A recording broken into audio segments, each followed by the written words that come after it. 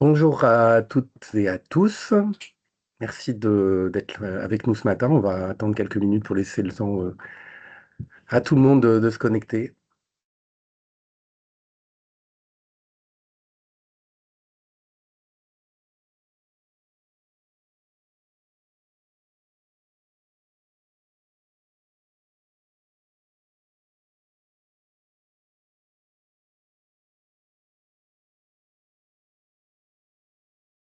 On va attendre encore 1 ou 2 minutes pour laisser le temps aux derniers arrivants.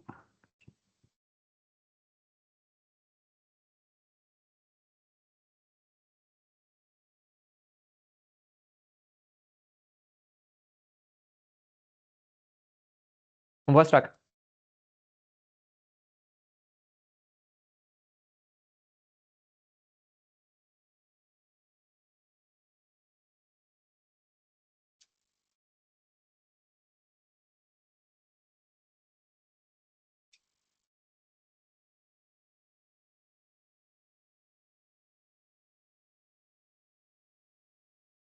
Allez, je vous propose de commencer ce webinaire et on laissera les derniers se connecter, nous rejoindre en route.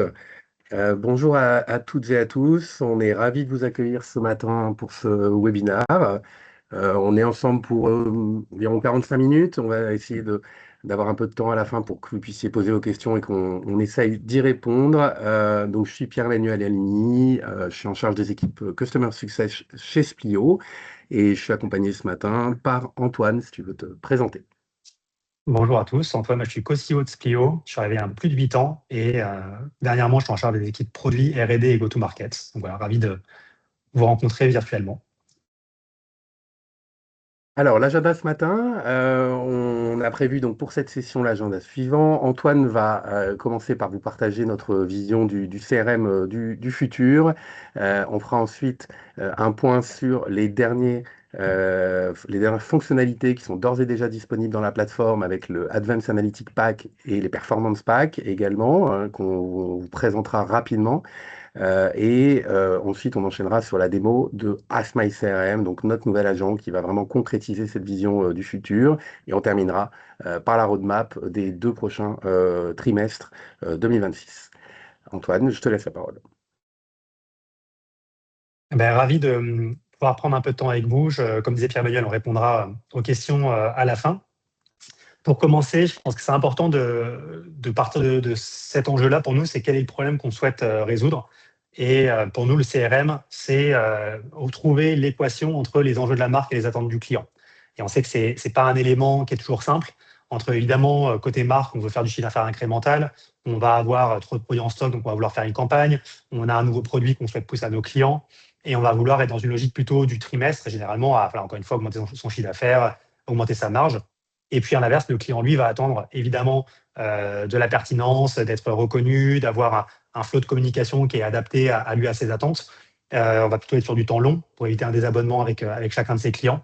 Donc voilà, on a vraiment cette dichotomie. Et pour nous, le CRM, ça doit justement être trouver cet optimum entre les enjeux de la marque, faire du chiffre d'affaires incrémental, et les attentes du client. Pour ça, il y a un premier élément qui est de se dire, il y a la communication, évidemment, qui est connue dans le CRM, qui est de se dire, si je veux augmenter mon chiffre d'affaires, il faut que je personnalise plus. Mais pour personnaliser plus, ça veut dire qu'il faut que je fasse plus de campagnes, plus d'audience, plus de design.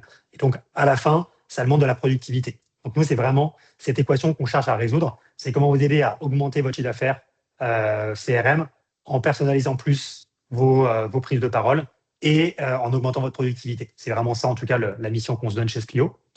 Et quand on voit les enjeux de la marque et du client, je pense que vous serez d'accord qu'elle se dire, vous connaissez vous les enjeux de la marque, et on pense nous effectivement que c'est l'IA qui va être en capacité de comprendre et de prédire les comportements de chacun de vos clients, et qu'après évidemment on va devoir être dans une capacité de vous aider dans la prise de décision pour mêler les deux.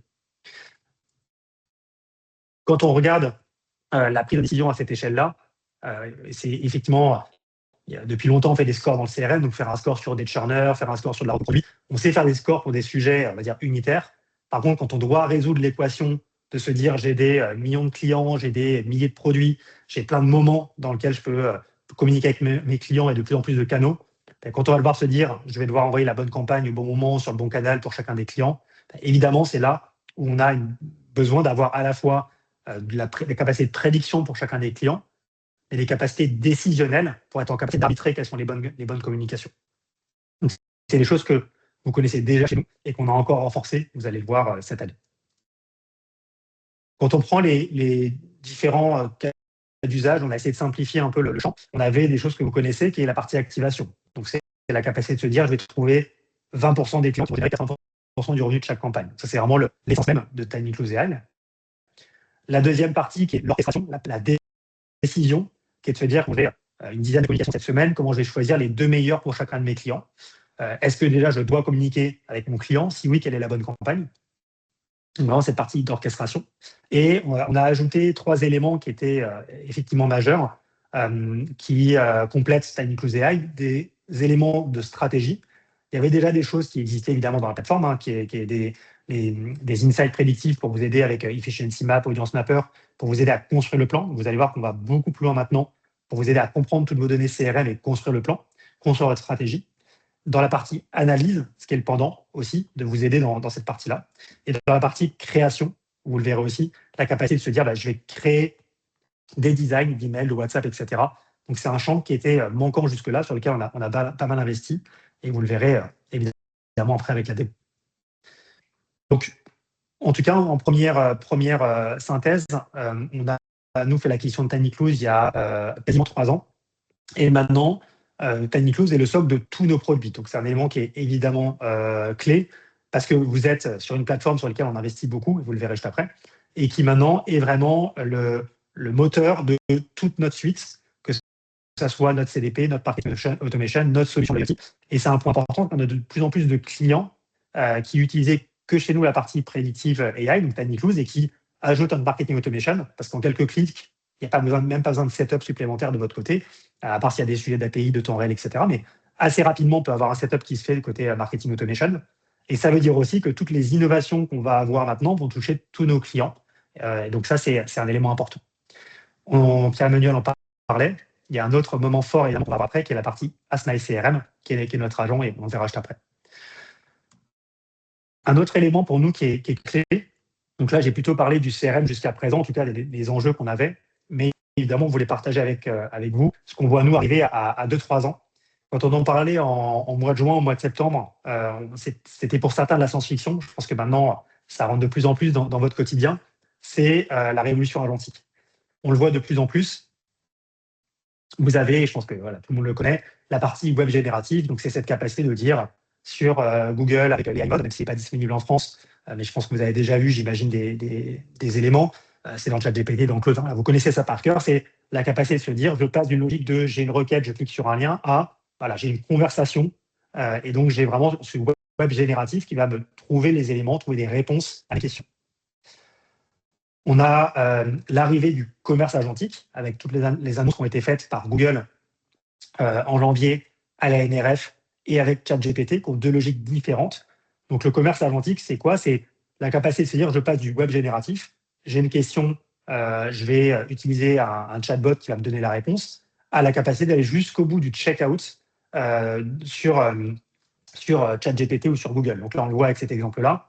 Je vais vouloir trouver une bougie parfumée pour un anniversaire. Je vais être en capacité directement dans ChatGPT d'acheter la bougie, directement dans Google d'acheter la bougie. Donc, c'est l'essor, en tout cas, ce commerce agentique qui va se développer.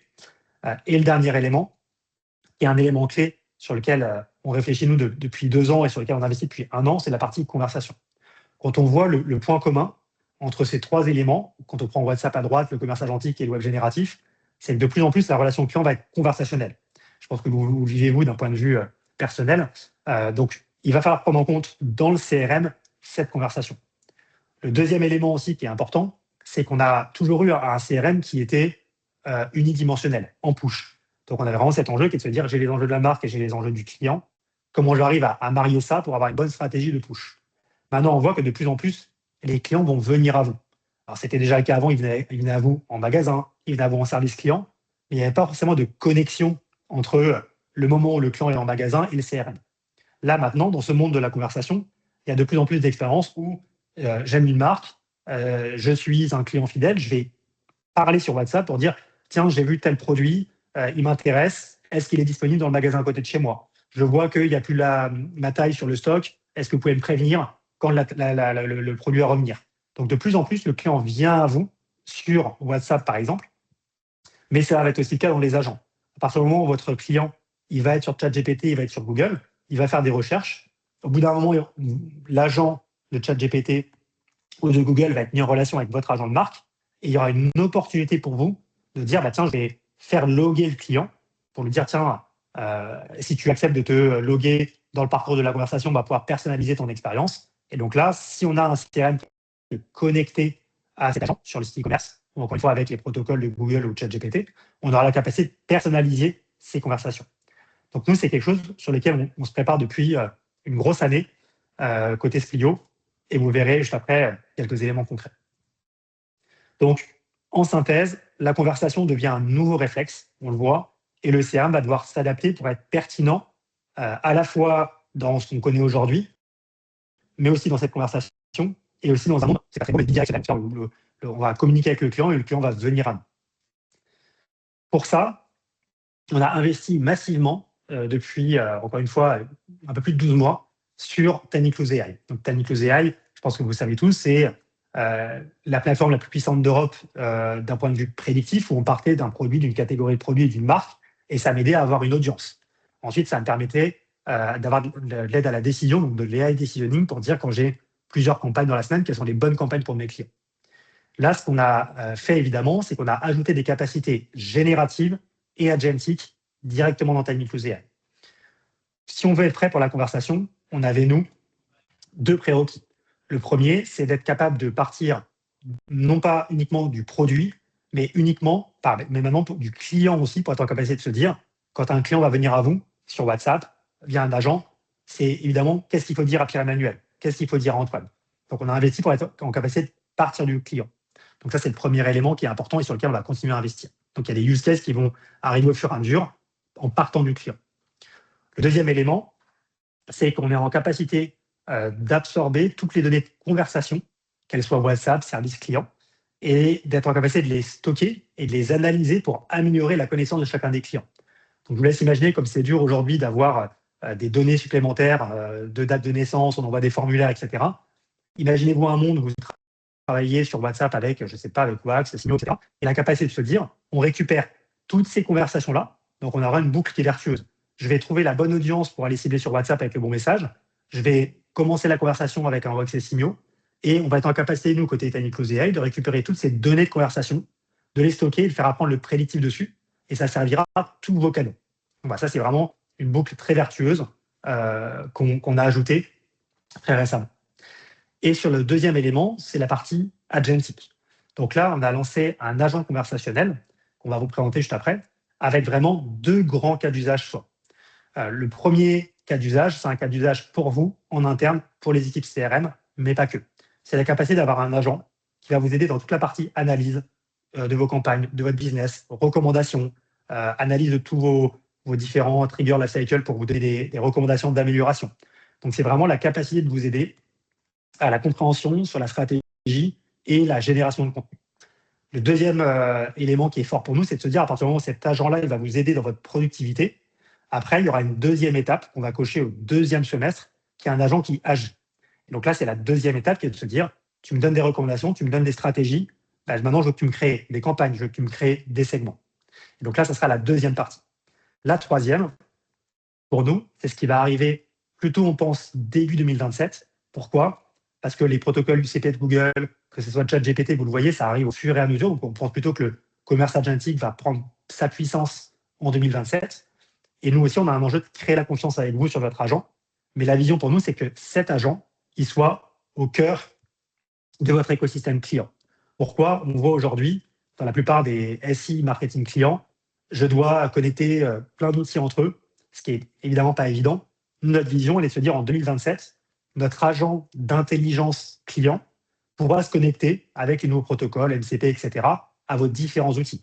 Donc imaginez si vous avez aujourd'hui un outil de marketing automation, un outil de push-up, demain un service client, demain des agents, encore une fois, Google, ChatGPT, votre agent du site, demain, ils pourront connecter et être connectés ensemble par les protocoles MCP. Et donc, la capacité de se dire, le client, quand il arrive vers ma marque, que ça soit, encore une fois, en push, je veux envoyer une campagne personnalisée via email. Ça peut être aussi le canal WhatsApp, le client vient à vous, ou un agent. On aura la capacité de connecter TimingClose AI à tout votre écosystème. Donc ça, c'est vraiment le troisième pilier de la vision qu'on a. Numéro 1, l'agent au quotidien pour vous, qu'on va vous montrer. On crée la confiance. Cet agent va vous aider à créer vos campagnes, créer vos audiences, créer vos contenus et automatiser derrière toute la partie réellement marketing client. Et la dernière étape, qui est cette capacité de se dire, on passe d'un AI decisioning où j'ai un cerveau comme TimingClose AI qui va irriguer différents produits tous les jours, à la capacité de connecter votre écosystème directement à TimingClose AI. Donc voilà en tout cas la vision qu'on a à côté CEO du CRM, une vision qui est assez pragmatique et qui est plutôt, comme vous voyez, dans les 2-3 prochaines années, avec des choses assez actionnables.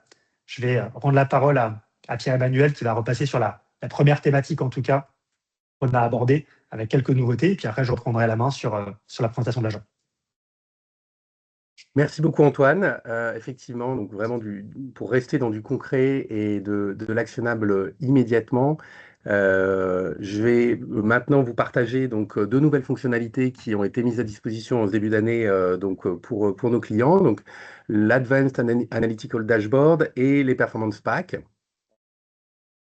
Alors je vais aller directement dans la plateforme pour être concret et que vous voyez exactement comment ça se transcrit. Donc vous avez depuis quelques mois accès à un dashboard, donc le Customer and Business Dashboard. Ce dashboard comporte 4 sections principales qui sont donc disponibles. La partie Overview qui vous permet de regarder au niveau de la base et des profils clients. Le Purchase Activity qui lui va s'intéresser aux principaux KPI de l'activité, donc les comportements d'achat de vos clients. Un dashboard qui est nouveau, qui a été ajouté en ce début d'année pour vous, sur les purchase patterns, donc toute la partie produit que vous pouvez analyser avec beaucoup de filtres et beaucoup de KPI et d'indicateurs sur cet aspect-là, et une segmentation qui est également mise à disposition avec des matrices de passage pour bien piloter votre base.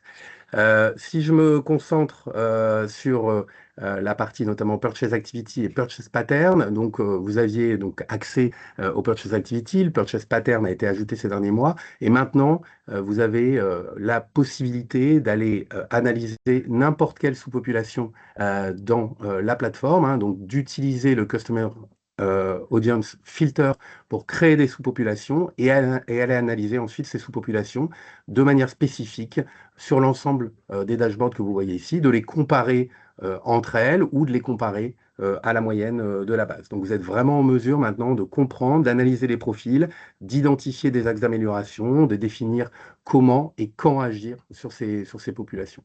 Donc si je prends un exemple, on peut par exemple donc dans ce Purchase Activity avoir l'analyse globale de ma base. Là, je me suis mis donc sur l'année 2025 pour avoir une vue sur mon année calendaire et la comparer à l'année précédente. Donc je retrouve mes KPI d'activité et je vais retrouver par exemple ici la répartition selon le nombre d'achats. Et ce qui me saute aux yeux ici, c'est que par exemple mes mono-acheteurs, donc la proportion de ma base qui n'a fait qu'un seul achat sur cette période, est très élevé avec 53% des acheteurs de la période qui ne sont pas revenus.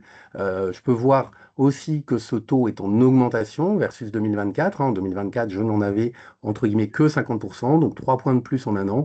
C'est quelque chose sur lequel je vais avoir envie d'agir, évidemment. Je ne rentre pas dans le détail de tous les indicateurs de ces dashboards-là, vous pourrez les regarder. Évidemment, on pourra vous accompagner avec les équipes CSM pour les regarder en détail, mais on peut aussi voir notamment, par exemple ici, le délai moyen de réachat sur le deuxième achat, sur le énième achat. Donc ici, on voit que le délai moyen de réachat est en augmentation, il est à 207 jours, il a augmenté de 15 jours par rapport à l'année précédente, donc je vois qu'il y a vraiment besoin d'agir sur ces mono-acheteurs. Et je peux ensuite donc basculer sur le Purchase Pattern qui va lui venir compléter l'efficiency map que vous aviez déjà à votre disposition avec une vue un peu différente de l'efficiency map et la capacité de regarder, donc, comme je le disais, n'importe quelle sous-population sur les différents niveaux d'arborescence de votre catalogue produit. Donc ici, je peux choisir évidemment ma période d'analyse et donc je peux choisir les populations que j'observe. Ici, tous les contacts dans ce cas-là pour regarder vraiment les comportements de l'ensemble et moyens de ma base sur la période, mais je peux aussi filtrer sur, par exemple, des inactifs, je peux filtrer sur des très bons clients, ou dans le cas qui m'intéresse, ici, par exemple, je peux cibler et regarder spécifiquement les nouveaux clients, donc les clients que j'ai recrutés et qui ont fait ici plus de 2 achats, puisque c'est ce comportement que je veux favoriser, évidemment, au travers de mes campagnes sur les mono-acheteurs. Donc, si je regarde sur ce filtre-là, je vais tout de suite avoir l'analyse donc selon les niveaux d'arborescence. Donc je peux regarder au niveau marque, je peux regarder évidemment au niveau catégorie, sous-catégorie, univers, en fonction de ce qui m'intéresse en termes de granularité. J'ai un certain nombre d'indicateurs qui permettent aussi d'analyser ces chiffres-là, la proportion de chiffre d'affaires, la proportion d'achats, d'acheteurs, et aussi le taux de réachat sur la catégorie qui me permet de voir quelles sont les catégories qui vont générer le plus de réachats. Et donc tout ça, évidemment, est filtrable avec le détail en dessous, exportable, et des zooms qui peuvent être faits sur une catégorie ou une autre. Donc je peux évidemment jouer avec ça et essayer de comprendre quelles sont les catégories qui vont favoriser le réachat. Dans ce cas-là, je vois que ce sont, en termes d'univers, fashion, electronics, beauty, qui sont les 3 principaux univers qui permettent de générer le deuxième achat. Et si je le regarde par taux de réachat, là, je vois une photo un petit peu différente, des choses que je ne voyais pas forcément sur la première vision. Donc, j'ai toujours fashion qui est là, beauty, mais je vois des nouveaux univers qui génèrent du réachat. J'ai la partie gardening qui ressort avec des taux de réachat assez forts et la partie jewelry aussi. Donc voilà, tout ça me permet de construire des contenus et de savoir de quel produit, sur quelle catégorie de produits je dois m'appuyer pour aller réactiver. Et donc si on regarde sur une catégorie produit en détail, je peux avoir le détail de cette catégorie de produits avec un certain nombre d'indicateurs ici, les taux de réachat moyens, les chiffres d'affaires, les taux de réacheteurs dans la catégorie de produits. Donc tout ça, c'est des choses que vous avez donc la possibilité de faire. Donc là, j'ai donné l'exemple des monobailleurs, mais on peut évidemment aller sur tout type de catégorie et notamment, par exemple, je peux aussi m'intéresser aux inactifs. Si j'ai vraiment une stratégie de réactivation. Ici, j'ai fait un filtre, donc dans le Custom Audience Filter, en préparant un filtre. Donc, j'ai pris tous les clients qui avaient été inactifs sur 2023 et 2024 et qui avaient réacheté en 2025 pour regarder quelles sont les catégories de produits qui ont permis de les réactiver. Donc ici aussi, je peux analyser selon différentes catégories de produits et selon différents indicateurs pour voir que par exemple l'electronics va ressortir alors qu'elle ne ressortait pas forcément sur les autres catégories de produits. Donc voilà vraiment le type de dashboard qu'on a développé pour vous aider concrètement sur la partie analytique, construction de vos plans d'animation et de vous aider à comprendre quels sont les contenus à pousser en fonction de vos stratégies d'animation. Mais évidemment, le but, c'est d'aller beaucoup plus loin et de vous simplifier la vie au quotidien. Et donc, on a également donc, mis en œuvre un performance pack, donc, qui pour l'instant va comprendre 2 scores précalculés, prêts à l'emploi pour vous, donc un score sur les mono-acheteurs et un score sur les inactifs. Donc le but, c'est vraiment de vous simplifier le quotidien et que vous n'ayez, entre guillemets, vous ayez le moins de gestes à faire pour avoir la possibilité de mettre en œuvre des nouveaux scénarios, des nouvelles actions sur ces catégories-là, qu'on viendra enrichir évidemment au fil du temps. Donc c'est Performance Pack, vous allez retrouver ici dans les objectifs. Donc dans les objectifs, vous allez retrouver vos scores, les différents scores, le ou les scores qui ont été paramétrés sur votre univers, et vous allez retrouver dans les jours qui viennent les 2 nouveaux scores, le score de réactivation et le score de second purchase qui se concentre sur les mono-acheteurs pour générer ce deuxième achat qui est clé, on le sait, dans la fidélisation des clients nouvellement recrutés. Donc ces scores-là, ils vont être calculés sur la base de vos données, donc personnalisés en fonction de vos datas pour agir au bon moment. Donc on calcule et automatiquement l'audience et le timing idéal pour le second achat et pour réactiver les clients inactifs. Donc ça, c'est entièrement précalculé. Pour vous, c'est transparent. Vous avez juste à sélectionner votre score comme n'importe quel objectif, sélectionner votre catégorie ou vos catégories de campagne. Si vous voulez, comme on l'a vu précédemment, agir en fonction des principaux produits de renouvellement sur 2, 3, 4 catégories et créer votre campagne en 2 clics comme vous le faites naturellement dans Tiny Tools. Et ensuite, la mise en œuvre, c'est soit des campagnes one-shot, comme on l'a vu. Donc, ça peut être une campagne one-shot générique avec un mécanisme promotionnel classique. Ça peut être des campagnes one-shot avec 2, 3, 4 catégories que vous allez optimiser entre elles pour que chaque client reçoive la catégorie de produit à laquelle il est le plus appétant, ou alors de faire le pont avec les evergreen, donc les campagnes récurrentes, et donc mettre en place des campagnes récurrentes que vous retrouvez dans votre campagne plan et qui donc seront pour le coup ici, dans cet exemple-là, on peut en avoir 3 sur les 3 univers produits qui vont automatiquement chaque semaine aller réactiver, aller travailler le réachat des mono-acheteurs et des nouveaux clients sur 2, 3, 4 catégories de produits et donc optimiser entre elles avec des logiques de répétabilité qui vous permettent d'automatiser totalement le scénario de réactivation, par exemple, en enchaînant toutes les semaines, tous les mois, un nouveau message jusqu'à que la réactivation, le deuxième achat ait été déclenché. Donc voilà, donc ça c'est des choses très concrètes qui sont d'ores et déjà disponibles sur Q1, donc sur du dashboard on va dire assez traditionnel et classique, mais vraiment qui peut vous permettre d'aller très loin puisque toutes les populations sont analysables dans ce Advanced Analytic Dashboard et on va enrichir au fil du temps avec des nouveaux scores. Et le futur, c'est évidemment le Ask My CRM et je repasse la main à Antoine pour vous présenter cet agent. Merci Pierre-Emmanuel. Donc, comme vous l'a montré Pierre-Emmanuel, il y a un élément qui est important, c'est de se dire, quand on veut avoir un agent, il faut qu'il y ait de la pertinence. Je pense que vous le savez, il y a toute la connaissance qu'on a sur chacun de vos clients grâce à Tiny Tools et donc les audiences qu'on peut faire. Il y a toute la partie, comme vous voyez aussi, d'analyse qu'on va avoir là. Et l'idée, c'était de se dire comment on peut vous faciliter l'accès à toutes vos données. Donc, c'est ce qu'on a fait avec Ask My CRM. Hop, vous voyez dans mon écran, c'est bon. Tiens, on voit bien mon écran, Oui. pas parce que j'ai un. Ouais, c'est bon.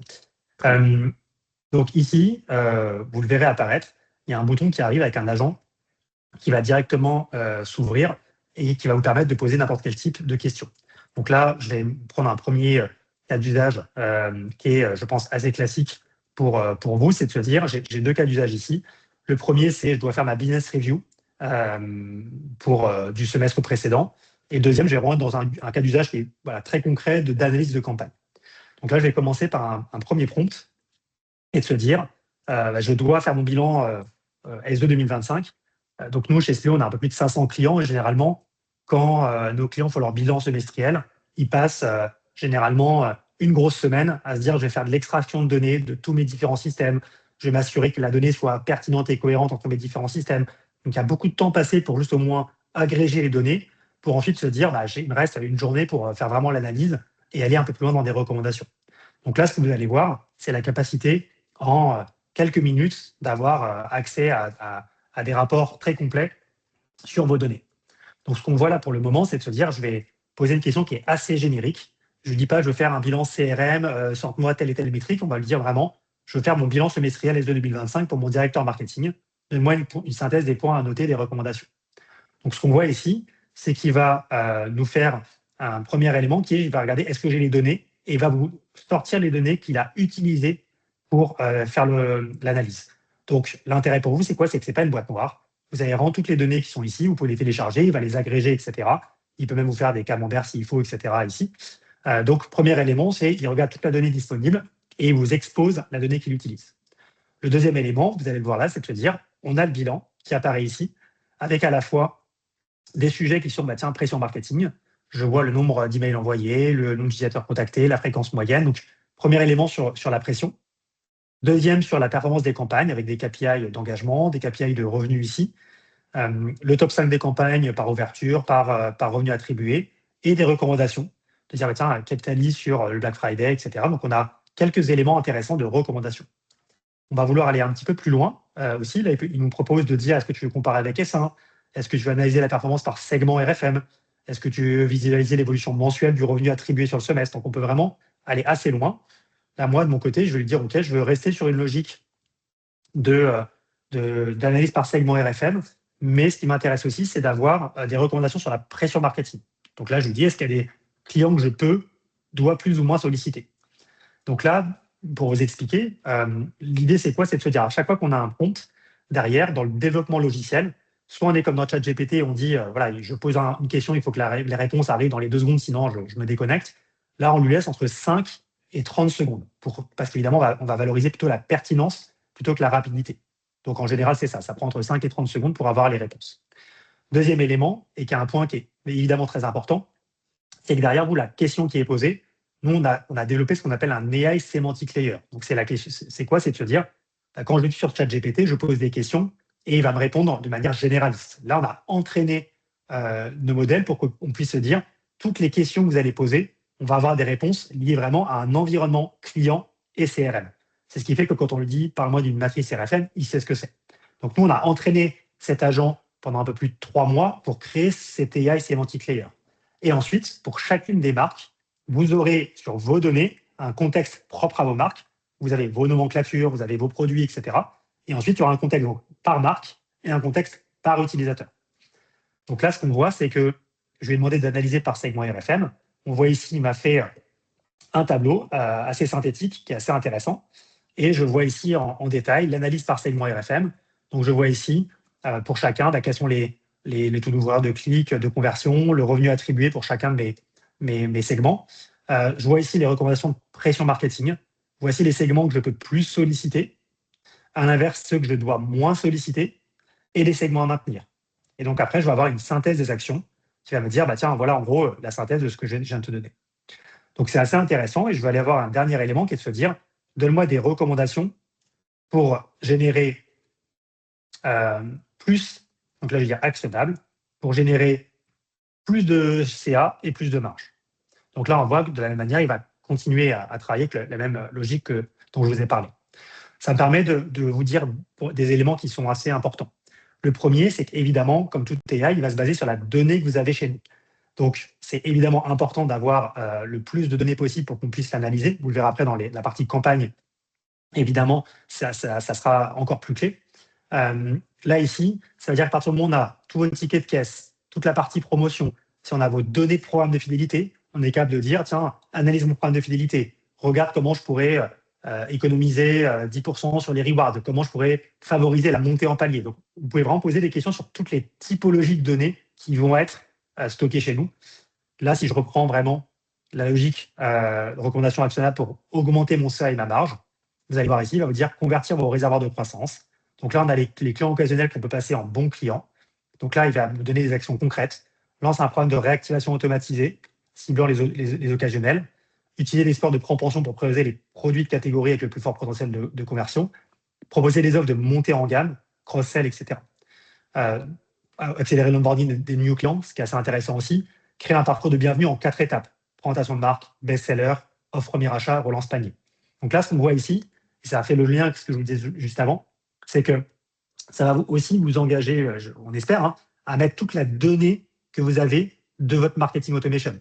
Parce que comme vous voyez ici, il va analyser tout. C'est-à-dire qu'il peut regarder tous vos triggers, tous vos life cycles pour vous dire, tiens, sur ton welcome pack, tu as 5 étapes, on voit que ça bloque entre la 3e et 4e. On voit que tu n'as pas mis tel welcome pack telle automation en place. Donc, il va vraiment regarder toutes les métadonnées à sa disposition. Donc, le plus on aura de données, le plus ça sera pertinent et fort dans l'analyse. Là, on voit développer la valeur des meilleurs clients. Donc, on va avoir vraiment des éléments assez concrets. Répliquer le succès du Black Friday, optimiser l'efficacité des campagnes. Donc là, on voit qu'il va même jusqu'à regarder tous vos designs, toutes les métadatas pour vous dire, tiens, A/B test des CTA de couleurs différentes, réduit le nombre de produits par email, ajoute des éléments d'urgence dans le corps. Donc voilà, on a vraiment des éléments assez concrets à chaque fois, et donc avec une synthèse des priorités que vous allez voir ici. Donc ce qu'il y a à retenir évidemment dans ce cas d'usage, c'est qu'au plus on aura de données, au plus on pourra évidemment aller loin dans cette partie analyse et d'avoir vraiment des plans d'action qui sont, comme vous voyez ici, très concrets. Un deuxième cas d'usage que je voulais vous montrer, je ne vais pas refaire toute la partie prompt, je pense que vous l'avez compris, mais ce qui était intéressant, c'était de se dire, tiens, je vais regarder par exemple un sujet très concret, je vais regarder mes campagnes de novembre 2025, donc analyse mes campagnes qui ont des recommandations pour m'améliorer. Donc là, on voit qu'il nous sort évidemment aussi toutes les données, et à la fin, on a la synthèse des métriques sur novembre, on a les insights clés qu'on va retrouver ici, et après, on va avoir des recommandations pour améliorer. Donc là, on va avoir optimiser pour augmenter le taux de clic. Vous verrez après, je demande un peu plus de choses concrètes. Exploiter vos audiences prédictives, segmenter vos campagnes par type d'objectif. Donc là, je vais lui dire, OK, donne-moi 3 recommandations actionnables pour améliorer mes métriques. Donc là, il va nous dire, OK, premier élément, booster votre taux de clic avec des CTA plus percutants. Donc là, encore une fois, si on a toutes les métadatas qui viennent chez nous, il sera en capacité de vous dire, OK, remplace les CTA génériques. Il va même regarder effectivement le code, de vous dire par des formulations orientées bénéfices. Limité à un CTA principal par email. Placez votre CTA au-dessus de la ligne de flottaison. Laissez des boutons plus grands et contrastés. Vous voyez qu'il va aller vraiment dans le détail encore une fois, de tous vos triggers, de tous vos life cycles. Il va regarder à chaque fois la performance de chacune des étapes. Il va regarder chacun des designs. Il va être en capacité de vous donner des recommandations. Il va vous dire de mieux cibler avec des audiences prédictives, de réactiver vos cliqueurs non convertis. Donc, il va vous dire très concrètement, créer un parcours automatisé de relance à J+1 après un clic sans achat. Ajoute un incentive léger pour les cliqueurs récurrents non convertis. Donc, vous allez voir qu'on va assez loin, en tout cas.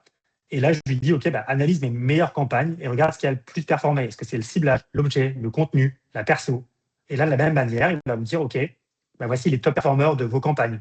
Voici qu'est-ce qui a fait la différence. L'objet de l'email. Encore une fois, il va regarder tous vos campagnes envoyées, qu'est-ce qui, avec votre base, performe mieux. Sur la partie ciblage, de la même manière. La partie personnalisation, de la même manière. Et le contenu aussi. Donc voilà, c'est un élément où je pense que vous pourrez y prendre des semaines à analyser tout ça. Là, ce qu'on voit, c'est que ça prend quelques clics. Et le dernier élément aussi qui est intéressant, c'est la partie monobuyer, tout à l'heure, Pierre-Emmanuel en parlait, qui est de se dire, OK, je vais lui demander de m'aider à mieux les comprendre. Donc, on a tous les dashboards que vous voyez. Mais là, on va aussi pouvoir avoir évidemment toutes les analyses, de dire c'est quoi le top catégorie du premier achat, les catégories qui vont réacheter. Donc, tout ce que vous avez vu dans les dashboards, on les a ici en quelques clics. Une stratégie actionnable. Donc là, il va différer les mono-acheteurs en plusieurs catégories, évidemment. Donc voilà, il va vous dire aussi pour un footwear, proposer accessoires. Donc, il va vous proposer pas mal d'éléments. Et là, je lui ai dit, écris-moi un mail percutant et un WhatsApp pour pousser au deuxième achat. Donc là, on voit qu'on va avoir des conseils. Donc là, je lui ai dit, à la fin, je lui ai dit, utilise tout ce que tu m'as donné comme conseil pour créer le mail. Et donc là, il va regarder par rapport à toute la tonalité, tout ce qui fonctionne dans vos mails. Il va avoir une version d'email complètement enrichie, que vous voyez ici. Et là, vous avez le mail qui est déjà prêt, on va dire, à l'emploi, comme le WhatsApp ici, qui est prêt à l'emploi. Donc là, il va vraiment se baser sur tous vos designs, toutes vos données pour recommander du contenu. Donc là, ce que vous voyez, j'en parlais tout à l'heure, c'est la première étape. On a toute la partie analytique, stratégie, recommandation. Donc là, c'est le premier élément. Ce que vous voyez ici, c'est qu'on est déjà en capacité de créer des segments, de créer des campagnes, évidemment, derrière dans TinyTools, même de créer des contenus. Mais ça sera la deuxième étape pour nous. Pourquoi? Parce qu'on a besoin de créer la confiance avec vous. Dès qu'on parle d'un agent, c'est un enjeu qui est clé. Donc, on va lancer, nous, un early access à partir du 1er avril avec une dizaine de marques. Et ensuite, on va le généraliser à partir de début juillet. Notre enjeu avec chacune des marques, c'est quoi? C'est de créer la confiance avec cet agent. Donc, ça sera avoir votre contexte de marque, avoir votre contexte, évidemment, business, que vous puissiez l'utiliser et qu'au bout d'un moment, vous vous dites, OK, j'ai vraiment confiance dans les analytics, dans les recommandations. Je les ai mis en place. Ça fonctionne d'un point de vue business pour ensuite se dire, j'ai confiance dans mon agent, donc vous allez passer à l'étape 2, encore une fois, de l'actionnabilité. Je laisse me créer des segments, je laisse me créer des campagnes. Vous ne ferez pas ça, j'imagine, si vous n'avez pas confiance dans l'agent. Et l'étape 3, j'en parlais aussi tout à l'heure, c'est de se dire, j'ai confiance dans cet agent-là, il m'aide à analyser dans ma stratégie, dans mes recommandations, il me crée mes segments, il me crée mes campagnes, il arbitre les bonnes communications pour chacun de mes clients. Je vais exposer cet agent d'intelligence client à mes différents outils de mon marketing client. Donc ça, c'est vraiment la troisième étape qu'on va avoir.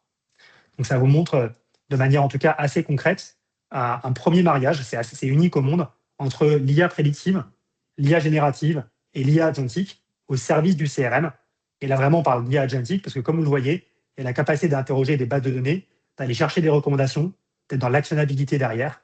Donc, ça vous donne en tout cas un cas d'usage très concret.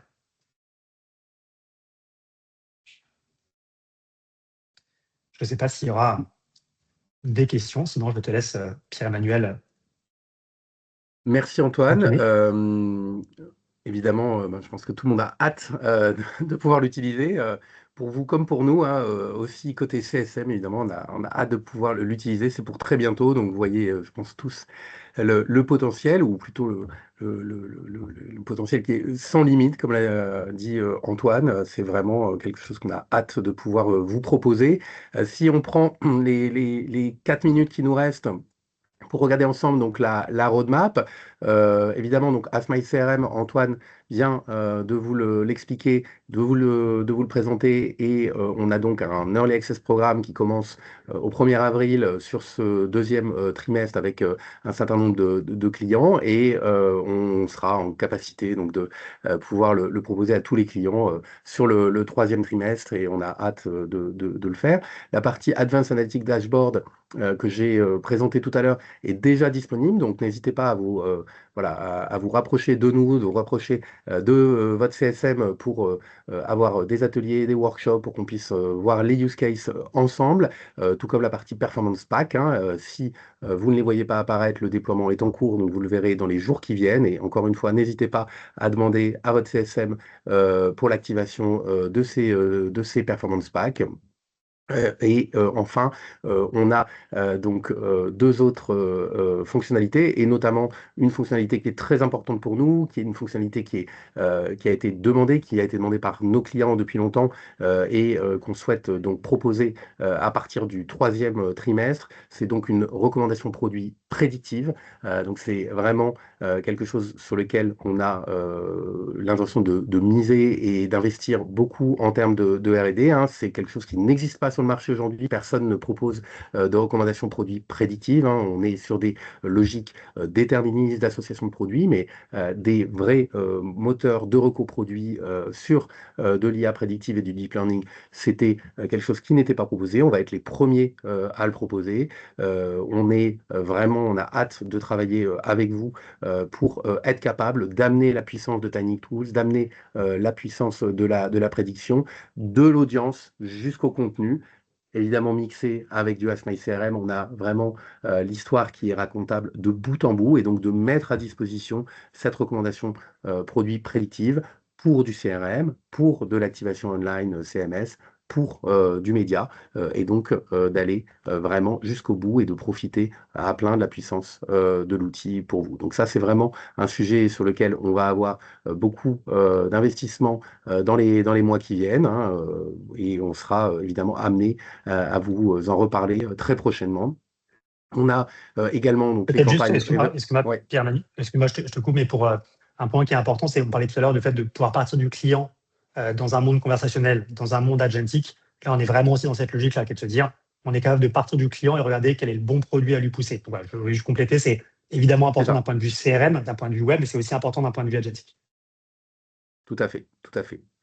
Et donc enfin, Antoine en a parlé au début de la présentation, d'intégrer les données conversationnelles, qu'elles viennent de WhatsApp, qu'elles viennent de service client, qu'elles viennent d'autres sources de données, dans nos data marts de modélisation, pour pouvoir améliorer la qualité de nos scorings et être encore plus pertinent dans les audiences et dans les recommandations produits qu'on sera en mesure de vous proposer à travers l'outil. Donc tout ça, c'est du très court terme, hein, sur les 2 prochains trimestres, hein. Donc on a vraiment une grosse capacité, une grosse envie de R&D sur ces sujets de prédictif et de Tiny Tools AI, et on a hâte de pouvoir vraiment les mettre en œuvre avec vous, et avoir vos retours également d'expérience sur ces différentes fonctionnalités. Antoine, est-ce que tu voulais conclure? On a, je pense, respecté le timing exactement. Il est 11h45. Ça nous laisse un peu de temps pour répondre à certaines questions, si vous en avez. Donc, n'hésitez pas à nous les poser.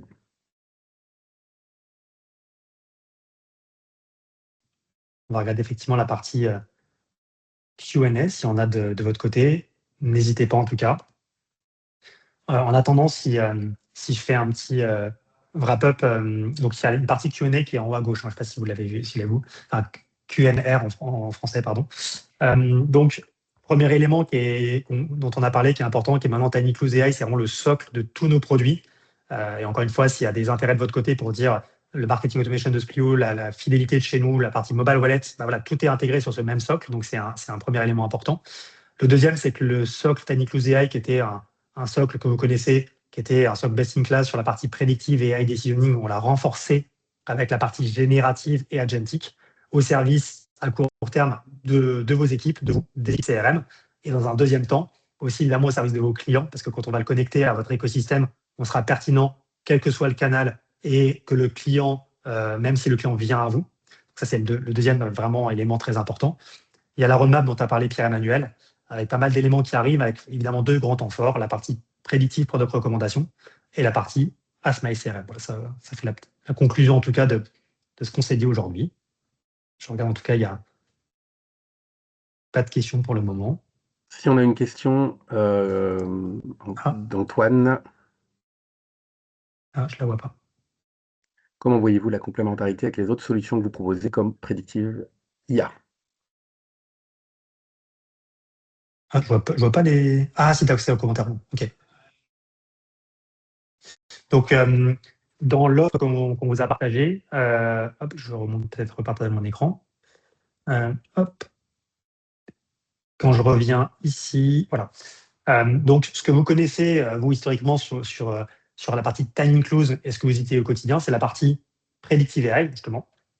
Donc, c'est là où on a la capacité de faire vos nuances prédictives, de faire la partie optimisation, etc. Donc, ça, c'est vraiment l'offre Predictive AI que vous voyez en bas à droite, qui est une déclinaison forte de TinyCluse AI, évidemment. Et ensuite, là, dans la nouveauté, il y a Ask My CRM, vous l'avez vu, qui est directement intégré dans l'outil que vous connaissez au quotidien. Et après, du coup, on a les autres parties qui sont plutôt de l'activation, avec la partie CDP, Marketing Automation, Programme Affinité, Mobile Wallet, qui sont vraiment connectés directement avec le socle que vous connaissez. Donc, je ne sais pas si ça répond à la question, en tout cas, Antoine. Et Predictive AI, en tout cas, c'est la licence, je pense, que vous utilisez au quotidien. J'en profite pour vous dire un point qui est important, c'est qu'évidemment, pour Ask My CRM, vous l'aurez compris, si vous utilisez directement notre Marketing Automation, tout sera directement disponible. Si vous ne l'utilisez pas, c'est pas grave. Si vous utilisez Salesforce, Adobe, voilà, peu importe. À partir du moment où vous nous remontez, encore une fois, les metadata, c'est des choses qu'on n'aura certainement pas aujourd'hui. Vous nous remontez les données de campagne lifecycle, de campagne trigger, des designs. Vous nous remontez les données directement chez nous. On aura la même capacité d'analyse avec un Ask My CRM. Même chose pour le programme de fidélité. S'il n'est pas fait chez nous, pas de problème. Il faut juste qu'on ait les données qui reviennent chez nous pour qu'on puisse analyser.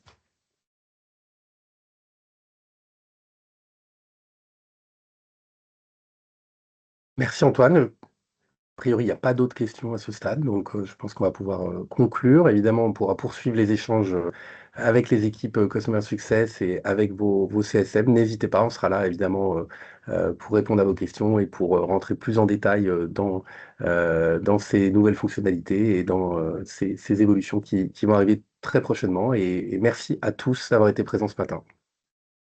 Merci à tous. Bonne journée.